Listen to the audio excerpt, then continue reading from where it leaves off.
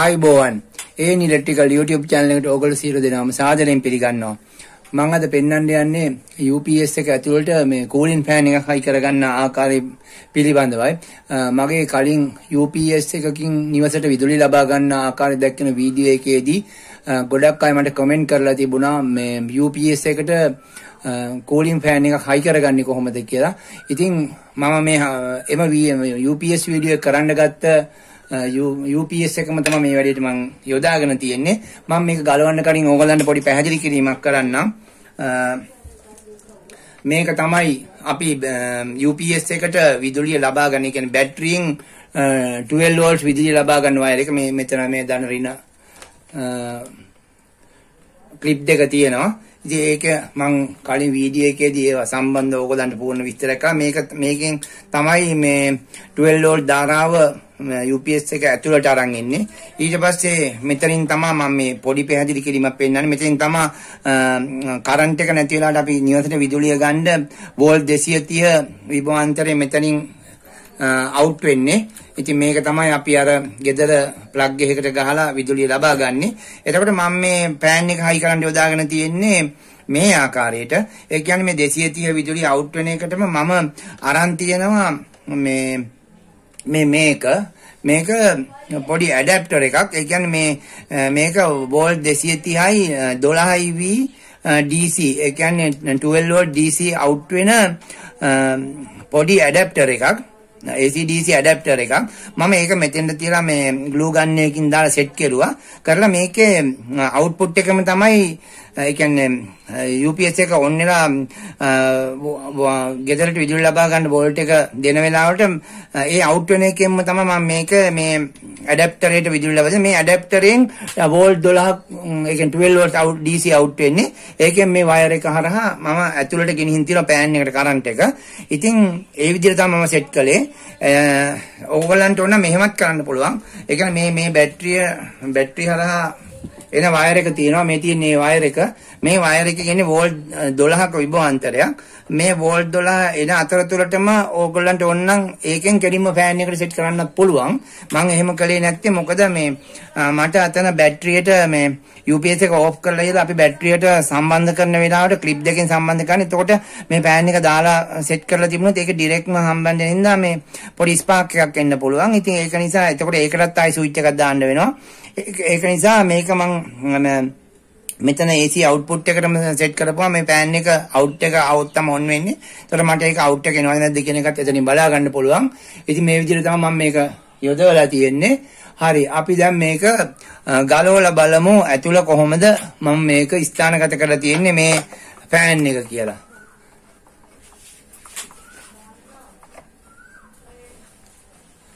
මේ විදිහට ගලව ගන්න. ඔයාලට පේනවා ඇති මම හරි මේ විදිහට ඇන්ටි එක ගලවගෙන UPS එක ඔෆ් කරගන්න ඔන් කරගන්න එළියට.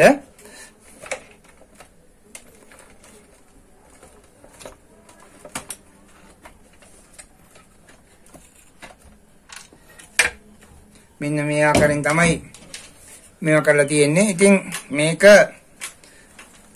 ඔයගලන්ට පේනවා ඇති මම මේක මේ මෙතනින් මේක මම මේ වැඩේටම යොදාගත්ත ඉන්න මේකේ මේ මෙතෙන්ට තමයි UPS එකේ ඔරිජිනල් බැටරිය එන්නේ මේ පරතරයට.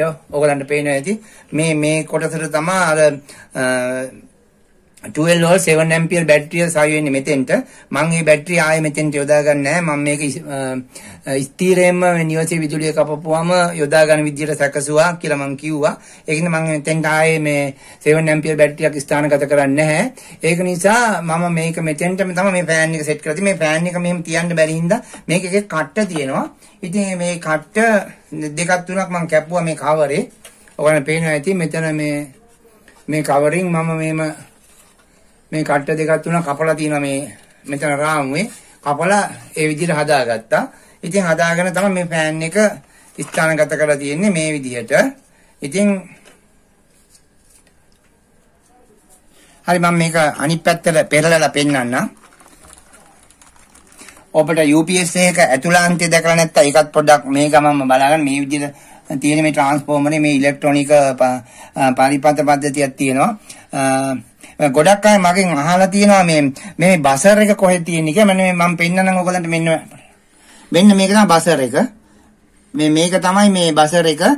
ගොඩක් අය මේක කරදරයි කියලා මේ සද්ද නැති කරගන්න මම අහලා තියෙනවා. ඔයගලන්ට මේක ගලවලා මේ කරදර නම් මේකට පොඩි ස්ටිකර් කැල්ලක් ගහන්න මේ කටට. එතකොට මේ බීප් සවුන්ඩ් එකේ සද්ද අඩු වෙනවා. ඉතින් සමහර අය මේක අහලා තිබුණා. ඒකයි මම මේ පෙන්නන්නේ. මේක තමයි බසර් එක. ඉතින් දැන් මේ තියෙන්නේ මේක තමයි ෆෑන් එක.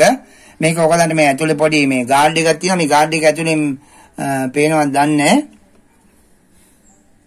මේක 12 volt DC ෆෑන් එකක්. පොඩක් මම ලං කරලා පෙන්නන්නම්. මේක මේ ගාඩ් එක අස්සෙන් පේනවද දන්නේ නැහැ. මේක මේ තියෙන්නේ 12 volt DC ෆෑන් එකක්. මේක මේ කම්පියුටර් වලට එන එකක් නෙමෙයි. මේක වෙන මේ කූලින් ෆෑන් එකක්. ඒ කියන්නේ වෙනම ඉලෙක්ට්‍රොනික පරිපථ තියෙන සර්කිට් වලට එන එකක්. ඉතින් මේක දැන් මේ විදිහට තමයි මෙතෙන්ට තියෙන මේක මම නිකන් තියෙන මේක හයි කරලා මුකුත් නැත්තේ මේ කවරේට මෙහෙම මේ කවරේ මෙතන මේ කොටසට තියලා හිර වෙනවා වැහුවම. ඒකින් තමයි මම මේක මේවා කරලා තියෙන්නේ. ඉතින් මම මේ ඔයගලන්ට මේක හදාගන්න විදිය පෙන්නන්නේ. මේක ලොකු අමාරුවක් නෑ. මේ වගේ මේ 12 volt DC ෆෑන් එකක් ගන්න අරගෙන මේ විදිහට මෙතන මම මේ ගත්ත જાතියේ මේ ඇඩැප්ටර් එකක් අරගෙන ඔයාලට කැමති නම් මේ විදිහ 230 පැත්තට සම්බන්ධ කරන්න පුළුවන්. එතකොට මේකෙන් එන 12 volt DC output එක කැඩිපම මේ ෆෑන් එකට මම මෙතන මේ පැත්තෙන් අරන් තියෙන්නේ. ඔයගොල්ලන්ට එතනින් පේන්නේ නැතුව ඇති. මේ එන වයර් එක ඒකට සම්බන්ධ කරලා තියෙන්නේ මම මේ පැත්තෙන්. මෙතන මෙහෙන් එනවා ඒක මෙහෙම. එතකොට මේ විදිහට සම්බන්ධ කරගන්න තියෙන්නේ. එහෙම නැත්නම් ඔයගොල්ලෝ මේ 12 volt DC ෆෑන් එකේ මේ වයර් දෙක මෙන්න මේ ලයින් එකට කෙලින්ම අමුණන්න පුළුවන්. මේ වයර් දෙක කෙලින්ම 12 volt DC ධන ඍණ බලලා මේකේ ධන ඍණ වලට අමුණ ගත්තා නම් කිසිම ප්‍රශ්නයක් නැහැ. මේ හොඳට වැඩ කරනවා. හරි. මෙච්චරයි මේකේ ඔයගොල්ලන්ට හයි කරගන්න. මේක ගොඩක් අමාරු වෙලා නෙමෙයි. 12 volt DC ෆෑන් එකක් ගෙනල්ලා මේ කැමති තැන් දෙකකින් අරන ඔබට කැමති නම් අර වගේ මේ AC මෙතන AC output වෙන පැත්තට මේ වගේ ඇඩැප්ටර් එකක් හරහා සෙට් කරගන්න ඒත් කමක් නැහැ. එහෙම නැත්නම් ඕගොල්ලෝ මේ වගේ 12 volt DC ෆෑන් එකක් කරලා මේ බැටරි ලයින් එකට මේ ඉන්පුට් වෙන එක තැනට ලෑස්ති කරන්න. හරි. දැන් අපි මේක නැවත හයි කරගන්න උත්සාහ කරමු. මේ ආකාරයට මෙතෙන්ද තියලා සෙට් කරගන්න. මම මෙතන ඔයගොල්ලන්ට එවලෙත් කිව්වා මෙතන මේ කට්ට කපලා මේ විදිහට මේක බහින විදිහට හදලා තියෙනවා. එතකොට මේක මෙහෙම තිබ්බම දැන් ඕගොල්ලන්ට හම්බෙන එක මොන විදිහ එකක් වෙයිද කියලා මම දන්නේ මේ එතකොට ඔබට ඒක ඒ අනුව මේ ඔබට සකසා ගන්න වෙයි. ඉතින් මේ විදිහට තියලා මේකේ කට්ට වලට සෙට් වෙන්නේ ඕක මේ ඕගොල්ලන්ගේ UPS එක ගලවනකොට ඕගොල්ලන්ට ඒක තේරෙනවා කොහොමද සෙට් වෙන්නේ කියලා. මේ විදිහට සෙට් කරන්න බලන්න. මම මේක මේ එක්සෝස් වෙන්න හොඳට එක්සෝස් වෙන්න තව අමතර හිල් ටිකක් විදලා තියෙනවා. මෙතන මේකේ මේ ධාරාස්යෙන් තියෙන්නේ මේ වෙන්ටිලේෂන් වලට පොඩි සිදුරු තියෙන්නේ යට අතර පැත්තට රූවර් සිස්ටම් එකකට තියෙන්නේ. නමුත් ඒකෙන් අවුට්පුට් එක මදි නිසා මම මේ අමතර සිදුරු මම විදපුවා. ඉත කරලා මම ඒක පොඩ්ඩක් මොඩිෆයි කරලා තියෙන්නේ මේ විදිහට. හරි. අපි දැන් මේක මේ ආකාරයෙන් සකසා ගමු. ඊළඟට තව ඔයගලන්ට පොඩි දෙයක් කියන්න. මේ මෙතන 230 volt out වෙන තැන මේ විදිහට තමයි මම ඒක සකසලා තියෙන්නේ. මෙතන මේ කනෙක්ටර් බාර් එකක් දාලා මෙතන තමයි ගෙදරට ප්ලග් එක ගහන එකට මේක සකසාගෙන අරන් ගින් තියෙන්නේ. ඒකෙන් තමයි මම මේ 12 volt DC adapter එකට මේ පවර් එක අරන් තියෙන්නේ. මොකද ඒක volt 230ක් දුන්නාම volt 12ක් out වෙන adapter එකක්. ඉතින් මේ විදිහට තමයි ඒක ගිහිල්ලා අර පැත්තෙන් ඇවිල්ලා මේවා වෙලා එන්නේ. ඉතින් ෆෑන් එකට එන්නේ.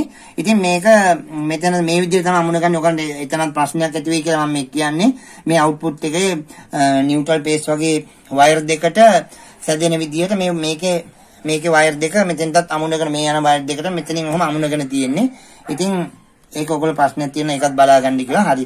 අපි මේක දැන් ඇන ටික සකසා ගමු. හරි. මේ ආකාරයෙන් තද කරගන්න. තද කරගෙන මේ විදිහට සම්පූර්ණ කරගත්තම හරි. දැන් ෆෑන් එක තියෙන්නේ ඇතුලේ. ඉතින් මේක ඔන් කරපුව ගමන් ඔක්කොම එක්සෝස් එක මේ හිල් වලින් උලන් හොගාලා එළියට ගහනවා. එතකොට මේක රත් වෙන්නේ නැහැ, පොඩ්ඩක්වත් රත් වෙන්නේ නැහැ.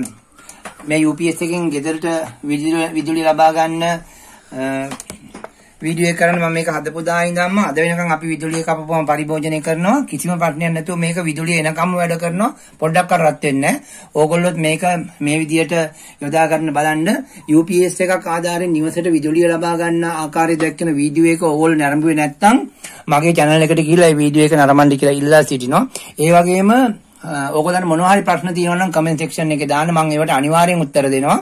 ඒකින්ද ඒවා බලලා ඔයගොල්ලන්ට තියෙන ඕන ප්‍රශ්නයක් comment section එකේ දාන්න කියලා මම ඔයගොල්ලන්ට කියනවා. හරි. එහෙනම් ඉතින් මගේ අද වීඩියෝ එක ඉවරයි. ඊළඟ වීඩියෝ එකෙන් අමු යමු. මම අමල් සේනාරත්න. ඔයගොල්ලෝ සියලු දෙනාටම සුබ දවසක්.